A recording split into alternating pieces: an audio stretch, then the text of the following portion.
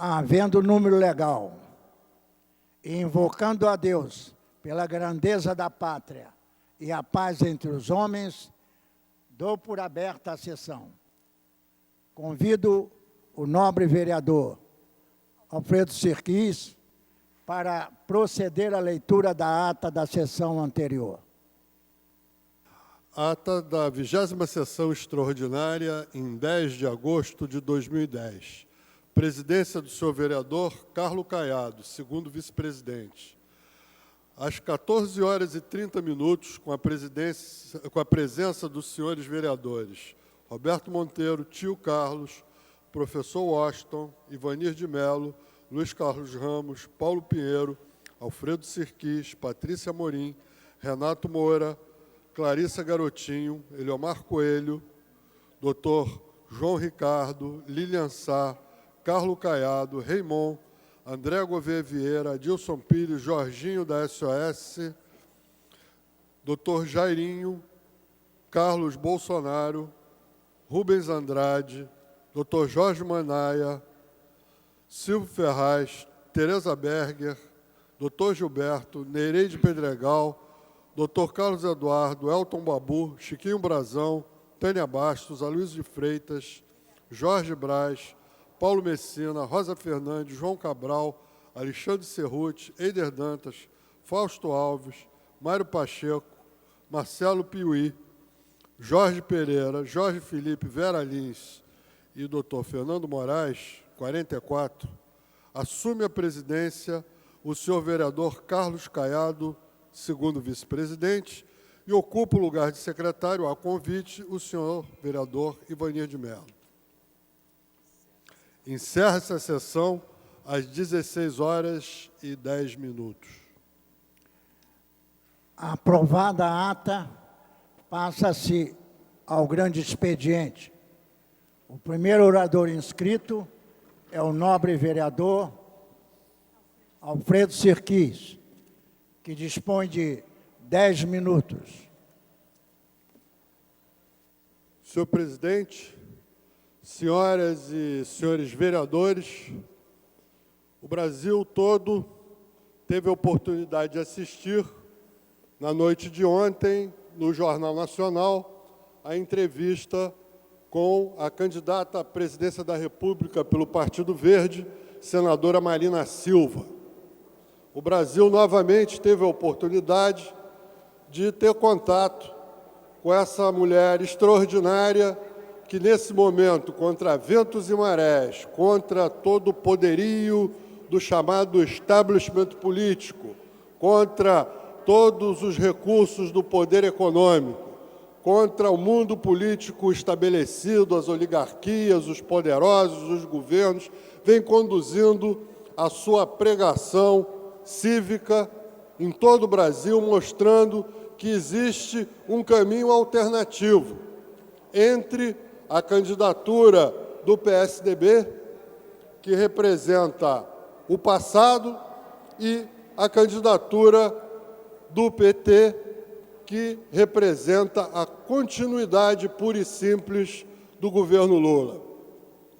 Nós consideramos que ambos esses candidatos refletem experiências históricas que foram essencialmente positivas. Nos dois períodos de governo do presidente Fernando Henrique, coisas boas aconteceram. Eu citaria, basicamente, o controle da inflação e a universalização do ensino básico. No governo do presidente Lula, também coisas boas aconteceram, e eu citaria o desenvolvimento dos programas de compensação social que foram criados no governo do presidente Fernando Henrique, aperfeiçoados no governo do presidente Lula, e toda uma situação de melhoria das condições econômicas, com diminuição do índice absoluto de pobreza e aumento do acesso à classe média baixa, que é decorrência de, primeiro, realizações que aconteceram anteriormente ao período de governo do presidente Lula, uma boa e favorável conjuntura internacional, pelo menos até 2008, e o fato do presidente Lula não ter cumprido o programa antigo do Partido dos Trabalhadores, em termos econômicos, e ter adotado o chamado realismo macroeconômico, que criou uma grande confiança dos investidores em relação ao Brasil e permitiu que nós passássemos aí a um período de uma situação econômica favorável. No entanto, não basta isso. O Brasil tem que ir mais longe. O Brasil tem que ir muito mais longe. O Brasil tem que, de fato, superados alguns problemas de base que foram superados ao longo desses últimos 16 anos, atentar para outros problemas, não menos importantes, que nós temos e que podem comprometer o nosso futuro como nação. A primeira grande bandeira da senadora Marina Silva, candidata à presidência da República pelo Partido Verde, é a educação. Como falei no início do meu discurso, houve progressos na educação no Brasil ao longo dos últimos 16 anos. Ao longo do governo Fernando Henrique e do governo Lula, se conseguiu praticamente universalizar o acesso das crianças ao ensino básico. E isso é extremamente importante. Mas isso é um primeiro passo, porque se nós olharmos bem para o nosso país, se nós compararmos bem a situação da educação no nosso país com outros países, inclusive da América do Sul, nós veremos que estamos muito atrás. A qualidade da educação no Brasil deixa muito a desejar. E nós precisamos, nesse momento, fazer uma revolução na qualidade do ensino no nosso país. A senadora Marina Silva transformou a bandeira da educação na sua causa prioritária e na causa prioritária do Partido Verde nessas eleições, porque a educação está vinculada à saúde. Sem uma boa educação não existe a prevenção da doença. A saúde está vinculada ao meio ambiente. Sem conhecimento, sem uma cultura de sustentabilidade, sem uma cultura de prevenção da poluição e dos desastres ecológicos, a saúde da população fica afetada. Então, a educação é um nó górdio que vai desbloquear os entraves que ainda existem ao desenvolvimento do Brasil, porque desenvolvimento não é apenas desenvolvimento econômico, muito menos é apenas crescimento econômico. Desenvolvimento tem um aspecto qualitativo extremamente importante. E dentro dessa qualidade de desenvolvimento desejada, de desenvolvimento humano, a questão da educação é absolutamente primordial. Para que nós possamos, de fato, avançar na educação, é necessário melhorar as condições salariais e de apoio profissional aos nossos professores, em todos os estados, em todos os municípios. Houve, de fato, nos últimos 16 anos, avanços. Foi criado o Fundo de Educação, que permitiu aumentar o piso salarial dos professores numa série de municípios que não tinham condições de pagar. Mas isso ainda é muito pouco. Temos que ir muito, muito além disso aí. Temos que ir para uma situação onde se possibilite aos professores obter uma formação continuada, aperfeiçoar cada vez mais as suas capacidades pedagógicas para poder ensinar melhor e mais aos seus alunos. A segunda coisa é que nós precisamos, de fato, aperfeiçoar o ensino profissionalizante no nosso país. É necessário, de fato, criar no ensino secundário, que nesse momento é o grande gargalo da educação brasileira, é preciso se criar um ensino profissionalizante que permita aos jovens encerrar a escola técnica e ter acesso imediatamente ao mercado de trabalho. Outra questão extremamente importante, atinente à crise no ensino secundário, que, diga-se de passagem, é particularmente grave no estado do Rio de Janeiro, é como manter o adolescente na escola. o adolescente pobre, o adolescente em situação de risco, porque nós sabemos que, no caso das crianças, é extremamente difícil se encontrar uma família, por mais desestruturada que seja, mesmo aquelas famílias que o pai é alcoólatra, fugiu, a mãe também é alcoólatra, é a família completamente desestruturada, mas mesmo essa mãe, numa situação tão difícil, ela vai matricular o seu filho, a sua filha pequena, para aprender a ler, escrever e fazer as 4 operações da aritmética. É muito difícil encontrarmos uma mãe tão irresponsável e tão perversa que não venha matricular e conservar na escola a sua criança pequena.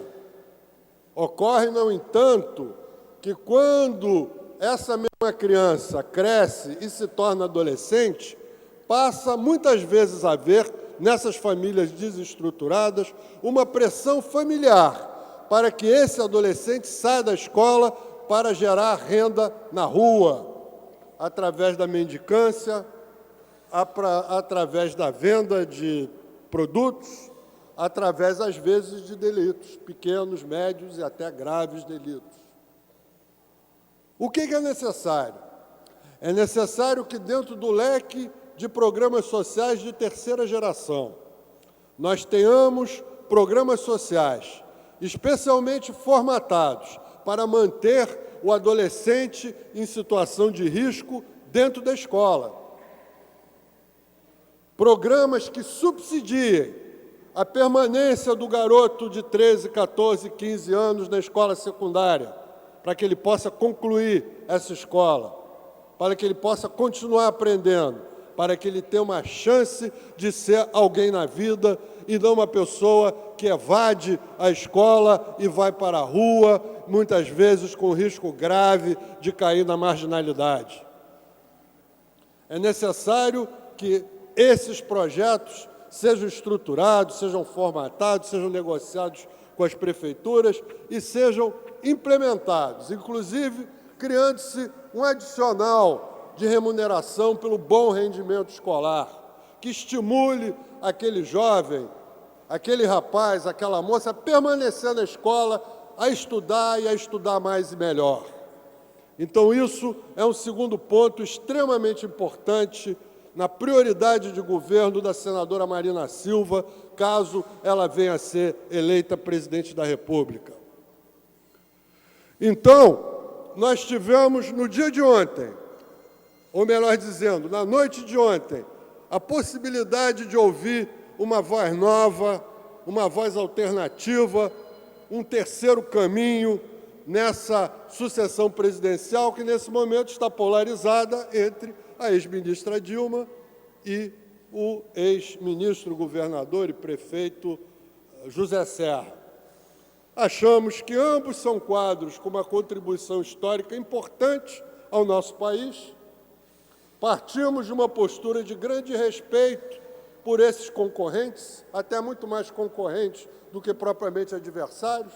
Aliás, como notava um articulista do jornal o Globo alguns dias atrás, é curioso a ausência da direita nas eleições presidenciais brasileiras.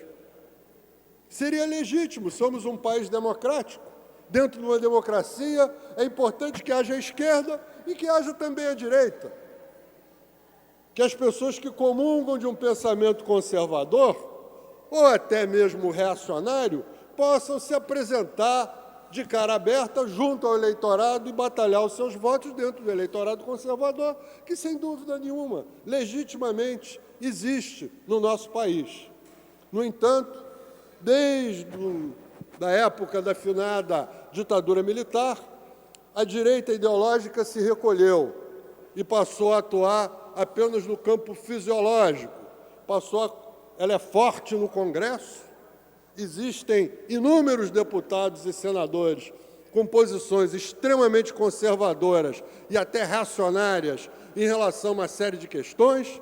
No entanto, ela não se explicita nas eleições presidenciais, não se explicita nas eleições presidenciais, porque a direita prefere atuar de forma subreptícia dentro do parlamento e forçando candidatos progressistas ou governantes a partida progressistas a fazerem alianças com o setor conservador, com as oligarquias locais, para poder ter aquela maioria parlamentar que, de fato, é imprescindível a um presidente da República que precisa ter maioria no Congresso para poder governar.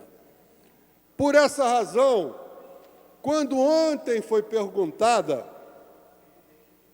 pelos apresentadores do Jornal Nacional da Rede Globo com quem ela governaria, a senadora Marina Silva falou claramente a posição do Partido Verde. Nós somos favoráveis a um realinhamento histórico que permita com que convivam as duas vertentes da social-democracia no Brasil, que, na nossa análise, são, por um lado, o Partido da Social-Democracia Brasileira, o PSDB, os tucanos, com uma característica de partido social-democrata mais do tipo português ou mais do tipo francês, e o Partido dos Trabalhadores, um partido igualmente social-democrata, com uma característica que o aproxima mais dos partidos, grandes partidos socialistas de base sindical, como o SPD alemão, o Labour Party da Inglaterra, claro que guardadas as proporções e guardadas as diferenças que existem entre países europeus e o Brasil. Nós acreditamos que é possível se reunir uma maioria parlamentar com esses dois partidos e o Partido Verde e prescindir da presença deletéria de outras forças políticas que partidariamente existem apenas para manter o jogo do fisiologismo, para mamar nas tetas do Estado, para mamar nas tetas do poder público. Isso não significa, senhor presidente e senhores vereadores, que esses partidos, como foi mencionado no programa de televisão ontem, o PMDB e os democratas, não tenham no seu interior pessoas de bem. E a senadora Marina Silva citou, inclusive, ontem, o senador Pedro Simão, do PMDB, como uma dessas pessoas de bem. Mas, essencialmente, partido programático no Brasil, nós temos, de fato, o Partido Verde, com um programa muito especial, baseado na sustentabilidade. Temos o Partido dos Trabalhadores, o Partido da Social-Democracia Brasileira, cada um deles representando uma vertente de um pensamento socialista ou social-democrata. Então, é evidente que tem que haver um realinhamento histórico dessas forças para formar uma maioria parlamentar e para poder prescindir das velhas oligarquias da política brasileira para poder obter condições de governabilidade. No entanto, uma presidente do PT não terá condições de obter o apoio do PSDB. E um presidente do PSDB não terá condições de obter apoio do PSDB, do PT, no caso. Marina Silva é a única capaz de unir essas duas vertentes. E mais do que unir, fazer com que a dinâmica desse novo governo seja a dinâmica de um pensamento novo, de um pensamento baseado numa economia verde, baseado na sustentabilidade, baseado numa situação onde nós, brasileiros, possamos, de fato, nos colocarmos no âmbito planetário com aquilo que temos de muito forte, que é o fato de sermos o primeiro país do mundo em reservas hídricas, o fato de sermos o país do mundo com maior biodiversidade, o fato de sermos o país do mundo com a maior floresta tropical úmida de todo o planeta, o fato de sermos um país multicultural, multirracial, com relações pacíficas com todos os outros países do mundo. O Brasil tem, sim, todas as condições de ser a potência do século XXI, uma potência pacífica, uma potência próspera, uma potência com a condição de influir de maneira positiva e construtiva no concerto das relações internacionais e dos terríveis e perigosíssimos conflitos vigentes em todo o mundo. No entanto, para fazer isso, nós temos que promover uma transformação política, uma transformação cultural e uma transformação profunda da nossa economia no sentido da sustentabilidade. Essa, senhoras e senhores vereadores, foi a grande mensagem que a senadora Marina Silva encaminhou para todo o Brasil, do Oiapoque ao Chuí, ontem, através do Jornal Nacional, e é a pregação que nós tentamos fazer valer nesse momento, para que, apesar da imensa inferioridade com que contamos no cotejamento entre os tempos de televisão, apesar da imensa desproporção de meios materiais que existe nessa campanha, para que, de fato, os homens e mulheres desse país que acreditam nessa mensagem, que admiram a senadora Marina Silva, não se inibam, não sigam as quimeras do voto útil. Acreditem no fato de que, numa eleição de 2 turnos, no primeiro turno, você vota com o coração, você vota com a convicção, você vota com ideologia. E apenas, eventualmente, no segundo turno, então, você passa a pensar quem é o menos pior ou o melhorzinho entre candidatos que restam. Eu digo isso como uma figura de retórica, porque estou absolutamente convencido que estaremos com a senadora Marina Silva no segundo turno, que a semelhança do que aconteceu aqui nas eleições para a Prefeitura da cidade do Rio de Janeiro. E eu me lembro, no mês de julho, uma pesquisa que foi feita no Datafolha e que dava, presta atenção, senhoras e senhores, dava essa pesquisa do Datafolha feita no mês de julho, dava em primeiro lugar Marcelo Crivella com 24%, segundo lugar Jandira Fegali com 18%, terceiro lugar Solange Amaral com 10%, quarto lugar Eduardo Paes com 9% e em quinto lugar Gabeira com 7%. Julho de 2008. No entanto, nas eleições de outubro daquele ano, tivemos, não me lembro exatamente os números, mas acho que Eduardo Paes 30%, Gabeira 22%, sendo que Gabeira só ultrapassou Marcelo Crivella no dia da eleição. Então, nesse momento, as pesquisas são indicativas de um quadro que ainda não começou a esquentar. A população brasileira, já razoavelmente acostumada à democracia, razoavelmente acostumada ao direito de votar livremente, ela não se interessa no cotidiano pelas questões políticas. Há apenas uma pequena minoria da população brasileira que tem interesse constante e apaixonado nas lides políticas. Então, essa população ela começa, de fato, a viver o processo eleitoral há mais ou menos 2 semanas depois do início do horário eleitoral gratuito. No início do mês de setembro, começa a discutir, e essa discussão torna-se apaixonada em meados, lá mais para o final de setembro. É a hora em que, nas mesas de jantar, nos meios de transporte, dentro dos locais de trabalho, começa, de fato, a haver uma discussão sobre o processo eleitoral. Então, digo a todos aqueles que nos ouvem e todos aqueles que torcem pela vitória da senadora Marina Silva, estamos no início desse processo. No ano passado, quando Marina começou a se mexer, nós tínhamos 3%. Nesse momento, andamos aí, de acordo com as várias pesquisas que são feitas, entre 8% e 12%, o que ela multiplicou por mais de 3 e até 4 a sua intenção de voto de outubro do ano passado para cá. Então, trata-se de uma candidatura absolutamente viável.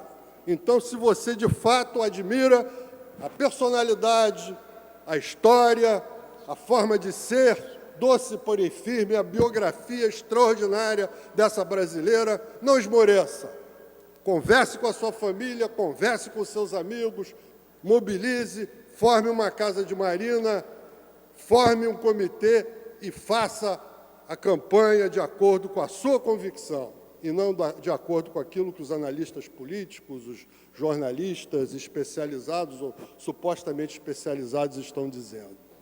Então, eu gostaria de terminar essa intervenção dizendo que estamos no início de um processo que vai marcar profundamente a história do nosso país. E, cada vez mais, se aqueles que estão, de fato, preocupados com o futuro do Brasil, devem prestar atenção nesse processo e participar dele. O próximo orador inscrito é o nobre vereador Raymond, que dispõe de 10 minutos. Excelentíssimo senhor presidente dos trabalhos nesta Casa de Leis, nobre vereador Ivanir de Mello, queridos amigos que estão aqui no plenário, pessoal da mesa, secretaria da mesa. Na verdade, a minha intenção aqui nesse momento é a de refletir um pouquinho, embora o plenário esvaziado, mas isto é, pelo menos, o exercício do parlamento, né, o falar, o exercício da democracia, de dar ciência àquilo que acontece pela cidade, nós que somos membros do Poder Legislativo e que temos a responsabilidade de bem representar o povo que nos elegeu, temos a responsabilidade de bem representar o povo que vive na cidade onde moramos e na cidade que amamos, o Rio de Janeiro. Eu tenho sido muitas vezes interpelado por demandas as mais variadas. Novamente começa a voltar à minha presença, ao meu gabinete, a demanda daquele concurso público homologado no dia 15 de janeiro de 2009, que é o concurso público que foi feito pelo município do Rio de Janeiro, pela prefeitura, para suprir as vagas de merendeira nas escolas públicas municipais. E o que causa estranheza a nós, e portanto é bom que se fale, é bom que esteja registrado nos autos, no diário oficial, no diário da Câmara Municipal, é que nós temos o grande interesse, como parlamentar que somos, como parlamentar que defendemos aquilo que está explícito na lei, porque quem faz leis e quem discute as leis tem que cumpri-las, e tem que também ser guardião do cumprimento delas, fiscalizar o cumprimento delas. Nós temos visto que o que aconteceu depois da homologação deste concurso público de 2008, portanto, a homologação no dia 15 de janeiro de 2009, e, portanto, uma homologação que dá validade ao concurso até o dia 15 de janeiro do próximo ano, 15 de janeiro de 2011, nós também vimos acontecer no ano passado um novo certame, um novo concurso para preenchimento dessas vagas, só que feito agora não pela Secretaria Municipal de Educação, mas feito pela Conlurb. E temos acompanhado isso, que na verdade virou um grande drama de mulheres e homens que foram aprovados, avaliados e aprovados no concurso público de 2008 e que querem, desejam e têm o direito de querer e de desejar serem acolhidos pela Prefeitura Municipal para exercer o seu trabalho, para com dignidade fazer o seu trabalho e levar para a sua casa, com o sustento e com o suor de seu rosto, o pão de cada dia para a sua família, ajudar no orçamento familiar. Nós temos visto muitos movimentos. No ano passado, muitas manifestações foram feitas, aqui na Câmara, audiências públicas, quando eu presidia a Comissão de Educação e Cultura. Fizemos também aqui na Praça da Cinelândia, juntamente com muitas e muitos homens e mulheres que passaram nesse concurso de merendeiras. Fizemos manifestações. Mais do que isso, eu pessoalmente estive juntamente à secretária municipal de educação conversando sobre este concurso, sobre as merendeiras. Conversei pessoalmente com o senhor prefeito, o senhor Eduardo Paes, E nós sabemos que, infelizmente, até agora nada foi resolvido. Aliás, da última conversa que tive com o prefeito, ele me disse: vereador, eu vou resolver esse problema do concurso, vamos resolver isso. Mas, infelizmente, até agora, nada. Eu tenho aqui nas minhas mãos, senhor vereador, presidente dos trabalhos neste momento, Ivanir de Mello. Na verdade, um texto que foi enviado ao prefeito, foi enviado à Procuradoria-Geral do município e foi enviado à Comissão de Educação e Cultura da Câmara Municipal do Rio de Janeiro. No dia 15 de maio, aliás, me desculpe, foi enviado para nós no dia 20 de abril de 2010. É uma cópia do inquérito civil feito pelo Ministério Público, na verdade, na Promotoria de Justiça de Proteção à Educação, pela doutora promotora Bianca Mota de Moraes, uma tutela coletiva da capital. A tutela coletiva da capital. E aí, o inquérito civil número 160 de 2009, tem como assunto a realização de novo concurso para o desempenho de atividades correlata junto à rede pública de ensino municipal durante a vigência de anterior concurso para merendeira, possível responsabilização por descumprimento de decisão judicial nos autos da ação civil pública número 2009-001, 252536. Diz aqui o inquérito, assinado pela promotora de justiça, doutora Bianca Mota de Moraes, que é a promotora de justiça de proteção à educação. Abre aspas, considerando que os aprovados no concurso público para merendeiras, realizado no ano de 2008, continuam sem nomeação, não obstante já estejam os denominados agentes de preparo de alimentos, aprovados em concurso posterior em plena atividade nas escolas da rede pública municipal. Considerando a tramitação de procedimento interno da Prefeitura do Rio, visando a nomeação dos candidatos aprovados, no mínimo desde 15 de janeiro de 2009, data de homologação do certame relativo às merendeiras, o que até o presente momento não se efetivou.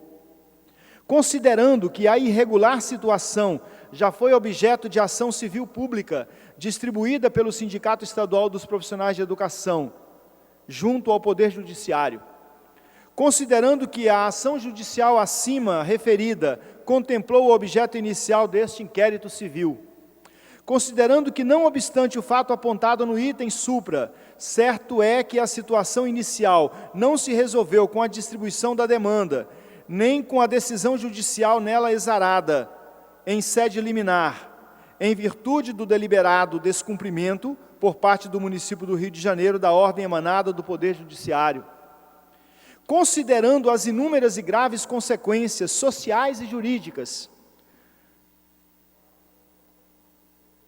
do descumprimento da decisão judicial por parte do ente da Federação Brasileira por meio do chefe do seu Poder Executivo. Ratifico a portaria de instauração do presente inquérito civil, convolando seu objeto para o da apuração dos responsáveis pelo descumprimento da decisão liminar proferida judicialmente nos autos da ação civil pública, número 2009-001, 2052-53-6. Para tanto, determino, expressam-se notificações ao município do Rio de Janeiro e ao respectivo chefe de seu Poder Executivo, que deverão ser entregues por técnico de notificações e atos intimatórios com cópia desta peça para ciência e manifestação no prazo de 15 dias. Com o cumprimento do item número 1, a expedição de notificação ao município do Rio de Janeiro e ao chefe do Poder Executivo, também expressa-se ofício ao excelentíssimo senhor Procurador-Geral da Justiça. Expressa-se ofício a ser entregue diretamente ao cartório da 14ª Vara de Fazenda Pública e expressa-se ofício à Comissão de Educação da Câmara de Vereadores do município do Rio de Janeiro. Também afixe-se a presente peça no quadro de avisos dessa promotoria e cumpra-se o disposto no artigo 16 da Resolução 1522/09. À frente aqui, a promotora Bianca manda cópia das notificações feitas com recibo, pelo prefeito Eduardo Paes, também pela Procuradoria e pelo cartório. Senhor presidente, este assunto é um assunto que, na verdade, está sendo recolocado aqui nesta tribuna. Eu mesmo e outros vereadores já usaram dessa tribuna para falar sobre isso que consideramos importante ser olhado, não com o carinho, mas com a justiça pelo Poder Executivo. Aqueles e aquelas que passaram nesse concurso de 2008, homologado em 15 de janeiro de 2009, ainda aguardam serem convocados, porque o concurso ainda está vigente, ainda está vigindo. E nesse sentido, mesmo já tendo tido um outro concurso feito pela Conlurb, consideramos que há uma irregularidade. E isso aqui, na verdade, não é nenhum esbravejamento contra o Poder Executivo Municipal. É apenas o exercício do meu trabalho, o exercício do meu mandato, o exercício de uma representação da cidade do Rio de Janeiro, que tem que primar pela fiscalização daquilo que é legal, pela fiscalização daquilo que é constitucional, pela fiscalização daquilo que é direito do povo que habita essa cidade e que faz essa cidade ser o que ela é. Então, senhor presidente, eu peço, vou passar cópia aqui à mesa, e peço que isso seja publicado, mesmo que já tenha sido feito em sessões anteriores, para a gente reacender essa discussão, para a gente, na verdade, elucidar, clarear, para a gente chamar a atenção àquilo que verdadeiramente precisa ser feito e, portanto, chamar a sensibilidade do Poder Executivo para que ele apenas cumpra com aquilo que é legal. E aproveitando esses últimos minutos que me restam, fazendo uma conclusão da minha fala, eu queria dizer assim, muito claramente, que nós estamos num processo eleitoral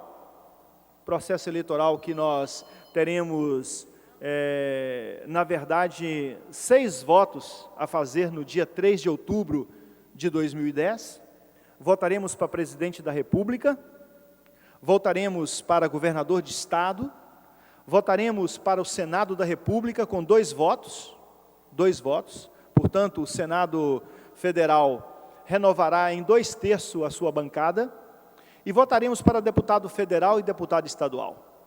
E aqui dessa tribuna, como parlamentar eleito pelo povo, como parlamentar que ocupa uma cadeira na Câmara Municipal do Rio de Janeiro, e compreendendo que nós, os cidadãos e cidadãs brasileiros, devemos ter consciência no nosso processo eleitoral, devemos ter consciência de que esse processo eleitoral é um processo importantíssimo para a sociedade brasileira, que a gente possa ter os olhos arregalados, os ouvidos atentos, para entendermos a disputa que se faz no Brasil, para compreendermos também os avanços que foram feitos nestes últimos 8 anos dos 2 mandatos consecutivos do Partido dos Trabalhadores, partido ao qual faço parte, ao qual pertenço com muito orgulho. E eu queria lembrar apenas um detalhe simples. Nos últimos 8 anos, foram construídas, no Brasil, 214 escolas técnicas. Desde o início da República até 2002, nós tínhamos 160 escolas técnicas no Brasil. Somente nos últimos 8 anos, foram construídas 214 escolas técnicas. Esse é um diferencial importantíssimo para a educação brasileira.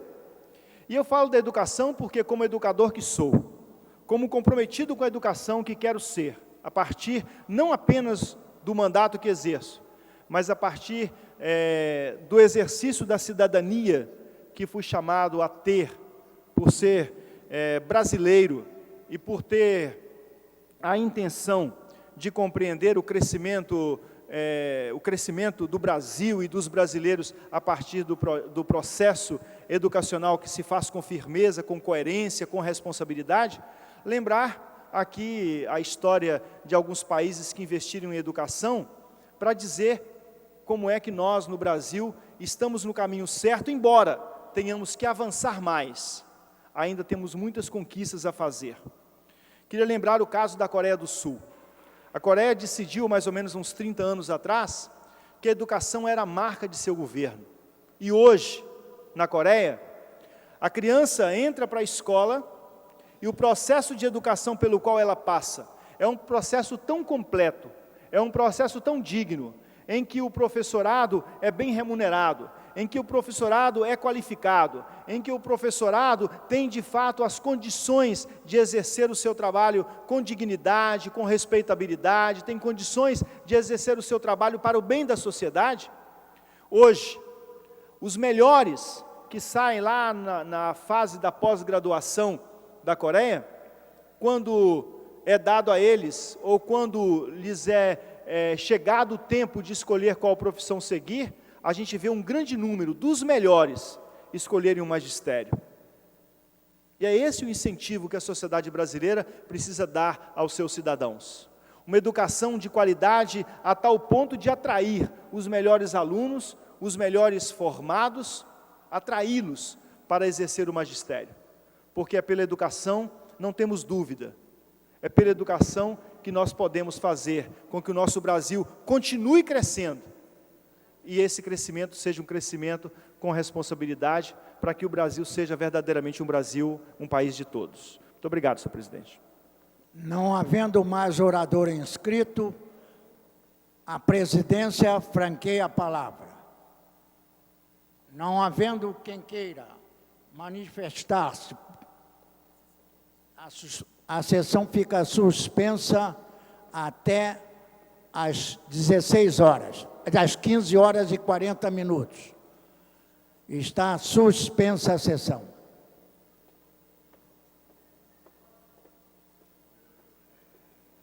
Está reaberta a sessão.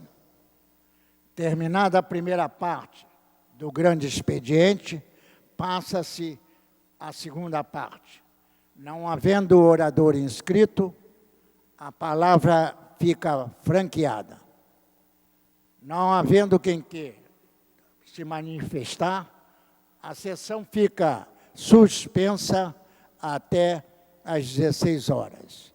Está suspensa a sessão.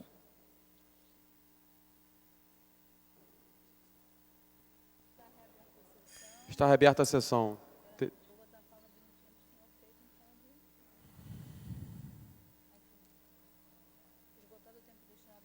Esgotado o tempo destinado ao grande expediente, passa a prolongamento, a mesa dará ciência das proposições recebidas. Requerimento número 805, 2010, da vereadora Lilian Sá. Aqui era a mesa diretora, a concessão da conjunto de medalha Pedro Ernesto, a comandante e diretor do Centro de Preparação de Oficiais da Reserva do Rio de Janeiro, Coronel Antônio Procópio de Castro Gouveia. Vereadores que aprovam, permaneçam como estão. Aprovado. Requerimento número 806, 2010, da nova vereadora Lucinha. Aqui era a mesa diretora, a concessão do conjunto medalha Pedro Ernesto, a Vera Regina Prata da Silva, coordenadora do Arquivo Médico da Casa de Saúde Nossa Senhora do Carmo. Os vereadores que aprovam, permaneçam como estão. Aprovado.